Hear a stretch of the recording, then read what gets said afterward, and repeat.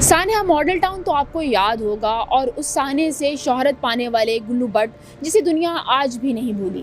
اس سانحے کے بعد گلو بٹ کئی عرصے تک میڈیا میں خبروں کی زینت بنا رہا، اور پھر اچانک سے منظر عام سے غائب ہو گیا۔ اب رفتار پہنچا ہے گلو بٹ کے گھر، لیکن گلو بٹ کی حالت کچھ خاص اچھی نہیں ہے، وہ بات بھی نہیں کر سکتے۔ گلو بٹ کی حالت کے بارے میں ان کے بھائی نے جو رفتار کو بتایا ہے، آئیے آپ کو دکھاتے بھی ہیں اور سنواتے بھی۔ ڈاکٹر نے ابھی یہ بتایا ان کو ابھی 2 دفعہ ان کو جو نا برین ہیمریج کا اٹیک ہوا ہے۔ ان کے سر میں کلاؤڈ بن گیا ہے، وہ مائنر سی وینیں ہوتی ہیں اس کے اندر بلاکیج ہو گئی ہے، یہ قدرتی طور پہ کھلے گی۔ میڈیسن ابھی ان کی چل رہی ہے، ٹریٹمنٹ چل رہا ہے، اور کوئی تقریباً 2.5 سے 3 مہینے جو نا انہوں نے خوراک نہیں کھائی، جو ویکنس کا باعث بنی۔ یہ نیڈل لگی ہوئی تھی، اسی سے خوراک لیکوڈ کے تھرو جا رہی تھی۔ اب یہ اللہ کا شکر ہے کافی سروائیو کر گئے ہیں، اور ان کو ویل چیئر پہ بٹھا بھی دیتے ہیں۔ خوشی اور غمی اللہ کی طرف سے آتی ہے، دکھ تکلیف اور آزمائش میں اللہ پاک ہی ڈالتا ہے اور وہی نکالتا ہے، یہ اللہ کے کام ہے۔ اور انسان تو کسی چیز کے لائق بھی نہیں ہے جتنا کہ اللہ تعالیٰ اس کو لائق کر دیتا ہے۔ یہ اللہ کی طرف سے بیماری دکھ تکلیف ہے، انشاءاللہ یہ بھی کٹ جائے گی۔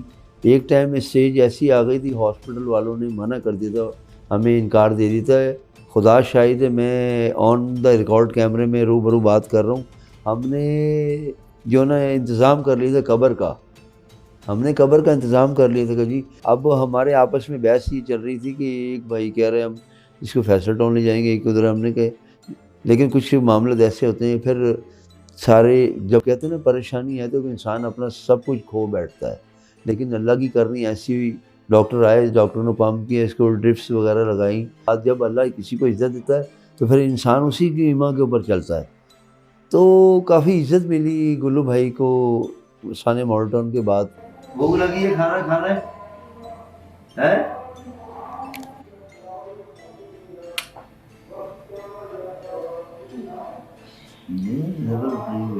گلو ابھی بیٹھتے ہیں، 2 منٹ ٹھہرو ذرا، بیٹھتے ہیں۔ گلو بٹ چونکہ بیمار ہیں اور بات نہیں کر سکتے، تو مسلم لیگ نون کے نام گلو بٹ کے بھائی نے رفتار کے پلیٹ فارم سے ایک پیغام دیا ہے اور شکوہ بھی کیا ہے، آئیے آپ کو وہ پیغام بھی سنوا۔ آپ کی توسل سے میرا پیغام ان ایوانوں تک جانا چاہیے جو اقتدار کے بادشاہ رہ چکے ہیں اور بادشاہ بننے والے بھی ہیں۔ دیکھیں جی، انسان اپنے ماضی کے اندر بڑی غلطیاں کوتاہیاں کرتا ہے، اور اس کو معاف کرنے والا اللہ کی ذات ہے، بندے کو بھی معاف کر دینا چاہیے۔ میاں نواز شریف صاحب آئے، انہوں نے آ کے ہی سب سے پہلے یہ کہ معافی مانگی ہے، باری تعالیٰ میں تجھ سے معافی چاہتا ہوں، تو مجھ سے جو غلطی کوتاہی ہے مجھے معاف کر دے۔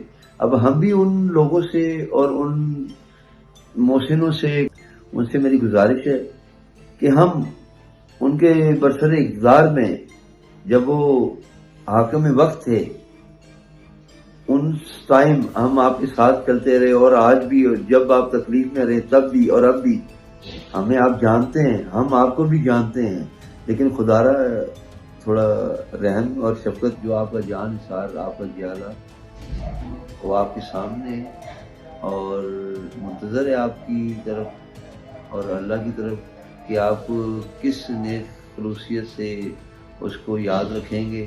اور ایسے ٹائم تو دشمن بھی ہاتھ سر پہ رکھتا ہے، یہ تو پھر معذوری کے بیماری کی عالم ہے، اور آپ سے شفقت کی ضرورت ہے۔ میری آپ سے ریکویسٹ ہے کہ آپ اس کے بارے میں کچھ سوچیں۔